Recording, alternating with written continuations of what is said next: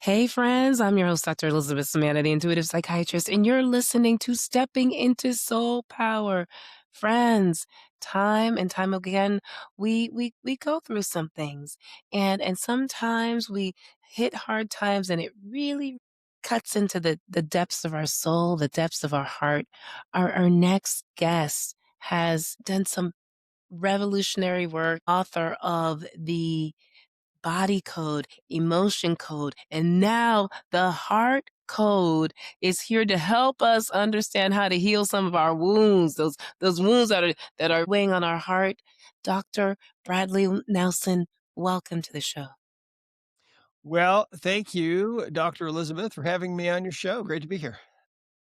For our viewers who are new to the heart code, can you tell us a little bit about the heart wall, what it is, and why it's so important? Well, all ancient civilizations had fascinating beliefs about the heart. They believed that the heart was the seat of the soul and the source of love and creativity and romance. And these societies believed that the heart was far more important than what we have tended to believe in the modern era. They believed that the heart was really the core of our being. And I think that they got those ideas anciently from the kinds of things that we notice today still, because human nature never changes. For example, if if someone is really hurting you, or you're going through a breakup or a divorce, and you're really deep in grief, you'll feel it here, right? You'll feel like your heart's going to break. And they felt that kind of thing anciently. So they knew there was something going on here with the heart when you would feel deeply hurt. But by the same token, I think that they also observed the same thing we observe today, where, for example, oh, my wife recently showed me a video, and it was one of those America's Got Talent or Britain's Got Talent where someone comes out to sing and they don't look like they're going to be very good, but all of a sudden what's coming out of them is just unbelievable. And wow, you feel it here, right? And the camera pans around the audience, and everybody's got a hand or two over their heart, and there's a tear in their eye, right? Well, the ancients observed those things too, see? And so they knew that the heart was very, very special. Well, in the West, we've never really given any credence to those old ideas. In the world that we live in, generally speaking, when we talk about the heart, it's on Valentine's Day. And if you're lucky, somebody gives you a heart shaped box of chocolates, right? And hopefully the chocolates aren't the ones filled with the nasty toothpaste filling. They're actually good. Anyway, Yes. so back in the 70s, when they started doing heart transplants on a more regular basis, they started to notice something really strange. That some people would come back after having their heart transplant and they would report strange things, that their taste in food or music or sports had completely changed 180 degrees oftentimes. And they would often have memories of being in places that they never in their life had ever visited. And when these people were connected with the family of the heart donors, they would inevitably find out things like, well, yes, our son was a baseball player, and now you love baseball, and his heart now is beating in your chest. So maybe that's why. That's really weird. Or they'd find out things like, yes, our daughter loved Rome. It was her favorite city in the world. She'd visit every year. And now you have memories of being in Rome, and you've never been there in your whole life. So those are her memories. How crazy is that? So there are whole books written about this. It's called cellular memory. Yes. Well, what we have found is that when people feel like their heart's going to break, the subconscious mind will put up a wall around the heart to try to protect it. And that wall is made of pure energy. Well, everything is energy, right? The chair that I'm sitting on, this desk, the earth, the sun, the moon, the stars, everything is all ultimately just made of energy. And so the subconscious mind will build a wall made of layers of emotional baggage, and it's called a heart wall. And when that wall is put up, then it makes it harder for people to fall in love, harder for people to really achieve the things that they're capable of achieving, because the best ideas you'll ever have will not come from this brain. They'll come from this brain in your heart. And there's a Mm. brain in your heart. And that's another crazy thing that most people don't know about. But it was over 100 years ago, they discovered that the heart has a whole bunch of gray matter and white matter in it, just like the brain. 40,000 neurites in the heart. And they call it the little brain in the heart. And they didn't pay much attention until 1991, when a study was published that was really beginning to show that this brain in the heart is a totally separate brain from the brain that's in the head. And that the vast bulk of the communications between heart and brain are traveling not from the brain to the heart, but from the heart to the brain, indicating the brains that are in our heads are obeying the messages being sent by the brains that are in our hearts, right? Yes. So really amazing. One of the first experiences that I had with this was a woman who came in to see me, and she had neck pain. It was about a 9 on a 0 to 10 scale, and it'd been going on for a while. She'd seen a couple of other doctors for it. They hadn't been able to help her, and so she came into my office, and as I was talking with her, she told me that she was a nurse. She was 38 years old, and she had not dated in 8 years, and she was never going to date ever again. Oh, And, I said, "Gee, that's" I mean, she was gonna die single. And I wow. said, "Why do you feel that way? What happened to you?" And she said that 8 years before, she was really deeply in love with this guy that dumped her and broke her heart. And that was it. She was never gonna date again. So, I tested her and found that when she was going through that heartbreak, her subconscious mind had built a wall around her heart, an invisible energy wall. And that wall was made of 3 layers of emotional energy that had gotten trapped in her body during the breakup 8 years before. Now, remember, she came in to see me for neck pain, pretty bad too, 9 on a 0 to 10 scale. When I cleared the last of those 3 emotions, suddenly the neck pain went from a 9 to a 0 instantaneously, right? Oh, wow. She was so thrilled. That's why she'd come into the office. And so, she left the office about 10 minutes later and was so excited that her neck pain was gone. That's what she'd come in for. Well, she didn't come back for 3 months. When she walked back into my office, I remembered her immediately because her story was so unusual, right? That she was never going to date again and so on. And so I saw her in my hallway and I said, "Hey, how are you? What's going on?" She said, she said, "My neck pain has been fine. My neck's been fine since I was here. Hasn't come back." She said, "You Yes. cleared that heart wall for me. And that really works." She said, "About 2 weeks after I was here, I found out my childhood sweetheart has been living right around the corner from me for almost 8 years. Oh, wow. And we're dating and we're in love. And I think he's going to ask me to marry him." Right. And I just thought, 2 weeks? wow. Yeah. 2 weeks. Yeah. 2 weeks. So this is one of the most amazing and most profound things about the heart wall is that you see, when we fall in love, we don't do it with this brain. It happens with this brain, right? And an amazing thing. This is not at all unusual. One of the hardest things about writing this book was sorting through all the different testimonials from people all over the world about all the crazy things that had happened since their heart wall was taken down. And remember that about 9 out of 10 people have put up a wall like this. And so they're Yeah. going through life in this handicapped way. They don't even know it. They have no idea, right? But one of my favorite stories was from one of our practitioners not long ago, and she maybe a few months ago. She said that she worked on this woman, this elderly woman who was in her 80s in a nursing home. And this woman had been single her whole entire life, never really been in love or had a long term relationship.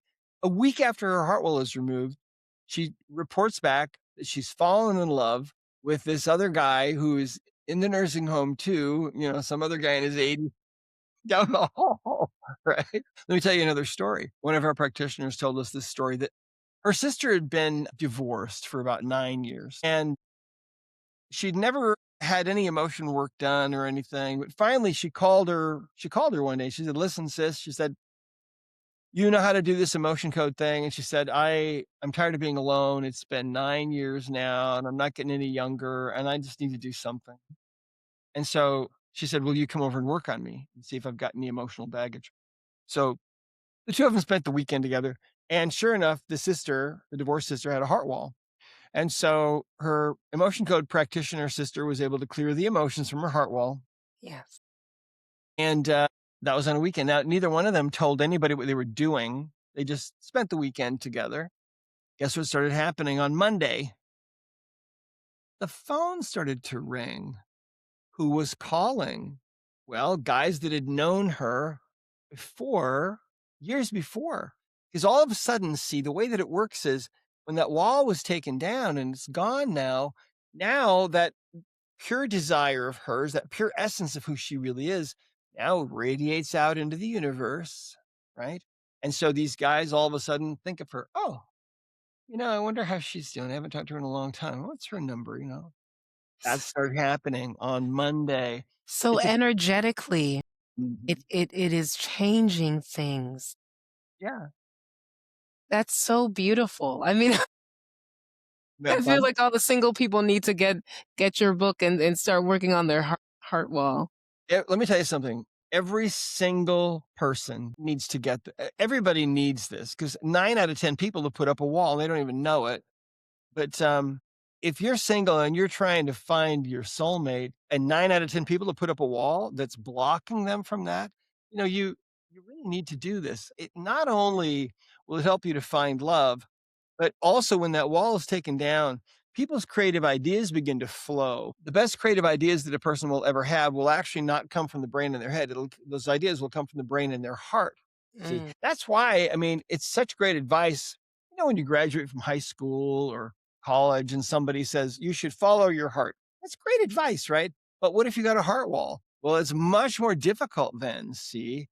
So getting that wall taken down. In fact, I mean, we've got stories in this book of people who there's one story in here of a lady I think that couldn't sell her house for like a year.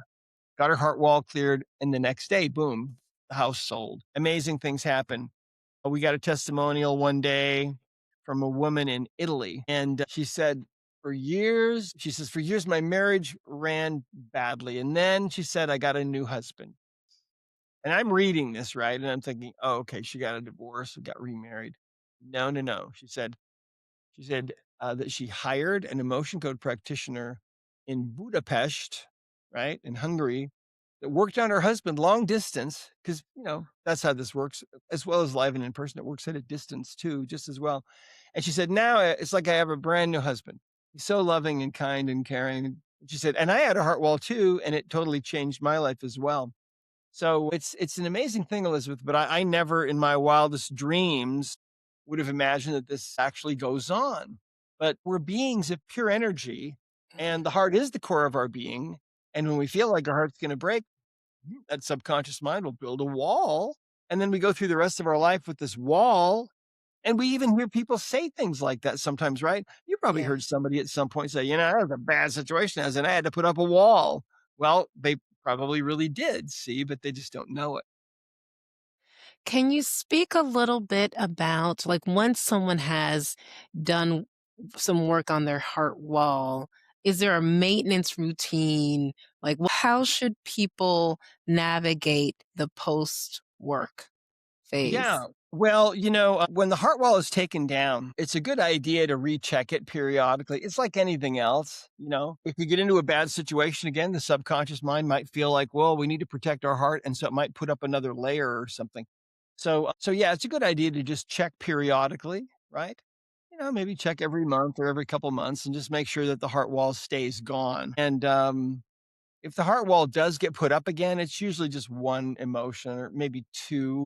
So it's easy to clear it again. But in rare circumstances where a person keeps putting up the wall over and over, then there's something else going on. There could be some other trapped emotion in some other part of the body that's making a person feel unsafe, or there could be some kind of a belief system or something, or maybe something in the body code. But we those are things that we don't see very often. I mean, the most for most people, you take down that wall, and and that's it. It is a good idea to check it periodically. Okay, okay. And are there, as you've navigated this, and met with different types of people, are there particular circumstances where you're like, maybe someone should hold off on working on their heart wall? Well, Yeah, that's a great question. If you're going through something traumatic right in that moment, like, or let's say for example that you're in an abusive situation and there's nothing you can do about it at the moment. If the heart wall gets taken down, you're going to be able to feel more acutely what's going on.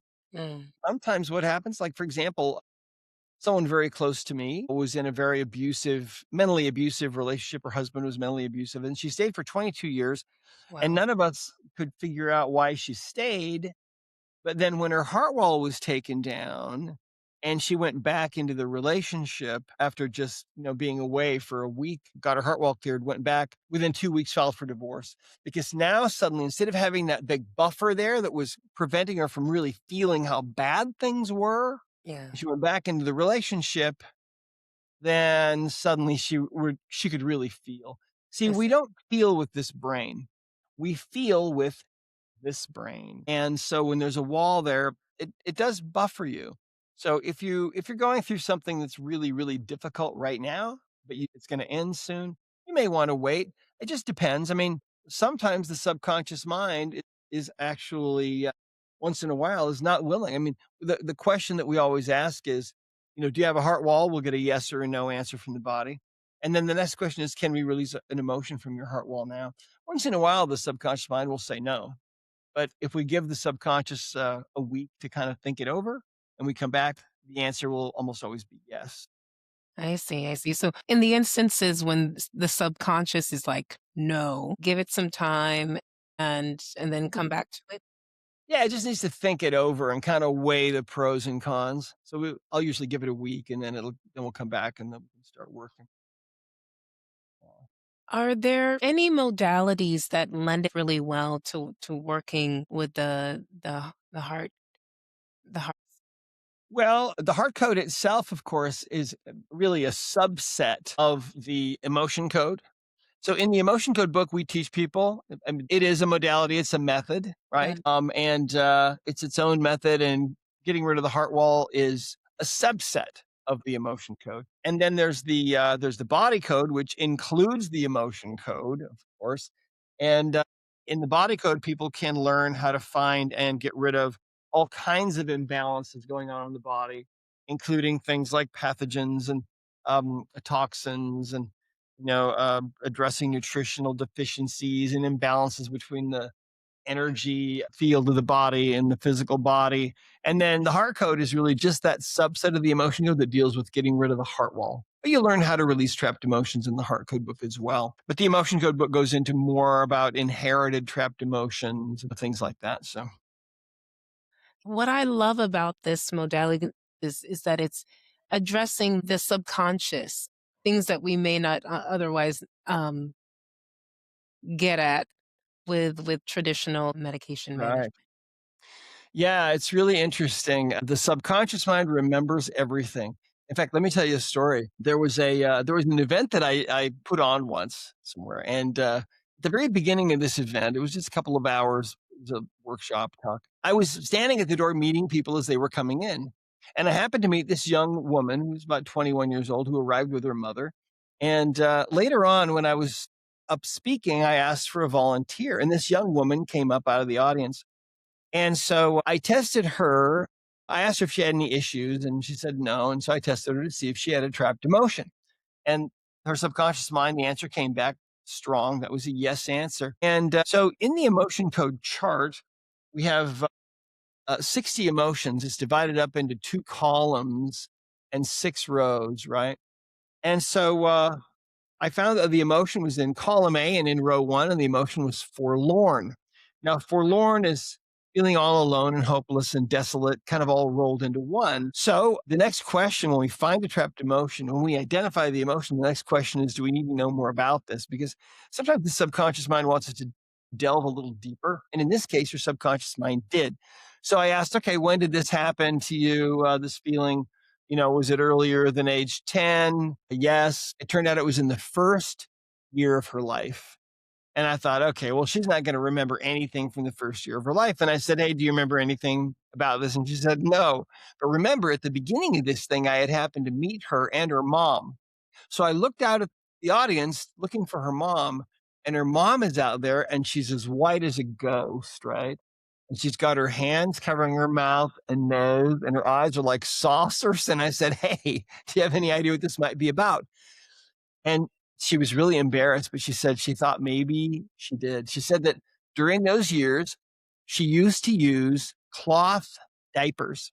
And Oh, one day she accidentally safety pinned her daughter ew. to her diaper and didn't know it until the next time she changed her. And she was horrified to see that she'd put a pin through her daughter's flesh, right? And so here's this poor baby with this terrible pain. Nobody's helping. I'm sure she probably cried the whole entire time. Her mom must have been really overwhelmed. So all these years later, right? 21 years later, I ask, okay, is that what this is about? Is that what created this? And the answer coming from her subconscious mind was yes. So I released the trapped emotion and she goes back and sits down. And I finished my workshop and kind of forgot about it. 10 days later, I get an email from this girl's mom. And she said, listen, Dr. Nelson, she said, my daughter has had a problem with her right hip and her knee uh, since she was about 8 years old. And she said, they bother her and she just kind of lives with it. And so that's why she didn't tell you that she had a problem. She just kind of, lives with it. But she said, we've tried taking her to different people and it's been gradually beginning to affect the way she walks because it bothers her all the time. But she said, the moment you release that trapped emotion of forlorn from her, from being pinned to her diaper at age one, that pain in her hip and in her knee went away. And she's been walking completely normally now. And she said, I waited 10 days because I thought this was maybe a fluke, but she said, apparently it's not coming back. And she said, not only that, but she said, my daughter's feeling this new sense of lightness of being that she's never felt before. She's telling everybody about this, right? Now think about that. I mean, how in the world could you ever find something like that? She had no conscious memory of it. Her mom did. Her mom, by the way, had never told her that that happened. She was just she felt so bad about it. She never ever told her as an adult. And yet, boom, there it came out, right? But it was also causing a physical effect for her. Now, think about this. The majority of the physical effects that we experience have an emotional underpinning like that. And it can be something that happened in childhood. It can be something in the womb. It could be something that was even inherited. Some emotional trauma might have happened to an ancestor that might have passed down to you, and you might have trouble now in your physical body. You might have, maybe you're having a hard time with relationships, and maybe a cause of that could be that your eighth great grandmother was, left at the altar.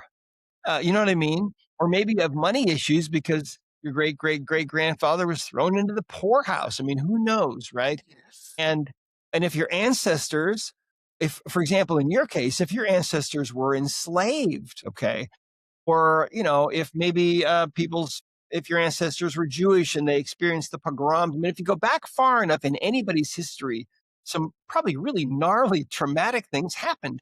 And Yeah. so those energies passed down the line, right? There was a book written uh, not too long ago, a number of years ago, about the grandchildren of Holocaust survivors, right? Yes. And documenting how different those people are from the normal population, that they're way more susceptible to stress and they have a lot more problems. And, it's like they experience an accelerated rate of aging and so on. And the only explanation is what their grandparents went through. So, It is real. Ancestral trauma is real, but I love that this is something that can be helpful to people, that is accessible. I know our audience is going to want to connect with you. How can they do that? well, I'm an old retired doctor, right? So I I just traveled around the world and teach. I don't see anybody. However, we have certified now and trained probably almost 16,000 practitioners now Wow. in 108 countries around the world. So the easiest thing to do is to visit a website. It's called discoverhealing.com. And and you can see a whole map there of all of our people around the world. The beautiful thing about this work is that it works at a distance just as well as it does live and in person. And it's astonishing, but it's absolutely true. So most of these people around the world work with other people in other countries. So you can look through that list and find somebody that can work with you and start getting rid of your heart wall. You can also, of course, do the work yourself. If you want to buy a copy of the Heart Code book, of course, it's available on Amazon and Barnes and Noble and Target and so on. But if you go to my personal site at drbradleynelson.com and you use the code Soul Power, you can order your book there or order a few books, for your friends, and then you get special gifts. I think if you buy 5 books, you get a free heart wall session yourself Oh, from one of our practitioners. oh, that's a So great yeah, it's pretty cool. that's a nice perk. Yeah, it's a great perk. Yes. Wow. Well, Dr. Bradley Nelson, it was a pleasure to have you on the show. Thank you. Thank you for coming on. Thank you, Dr. Elizabeth. It's great to see you. And thanks so much for having me on.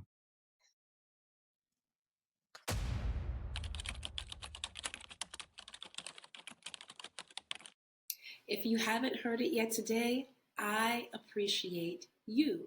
The soul in me honors the soul in you. If you'd like to see more episodes like this, please subscribe or click here. And friends, if this spoke to you, leave a comment below. We would love to hear from you.